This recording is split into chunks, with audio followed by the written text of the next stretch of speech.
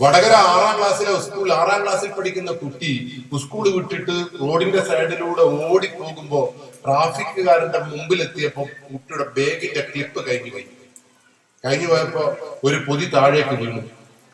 ആ പൊതിയെടുത്ത് പോലീസുകാരൻ ഭക്ഷണ പൊതിയാണെന്ന് കരുതി കുട്ടിയുടെ കയ്യിലേക്ക് കൊടുക്കുമ്പോ കുട്ടിയുടെ കൈ അറിയാതെ വീണ്ടും ആ പൊതിയിൽ തട്ടിപ്പോയപ്പോ പോലീസുകാരന്റെ കയ്യിൽ നിന്ന് പൊതി തട്ടി താഴെ വീണു.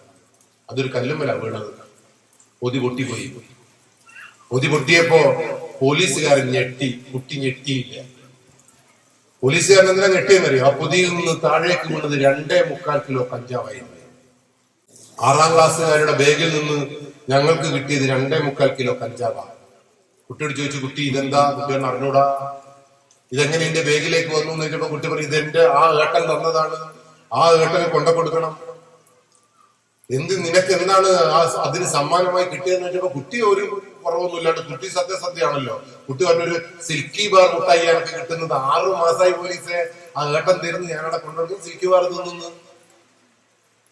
പോലീസിന്റെ പുതിയ സിസ്റ്റം പ്രകാരം അമ്മേനെ വിളിക്കണം. ഇങ്ങനത്തെ 18 വയസ്സിന് താഴെ എന്ത് പ്രശ്നം ഉണ്ടാക്കിയാലും രക്ഷാകർത്താവിന് അച്ഛനും അമ്മേനും വിളിക്കണം.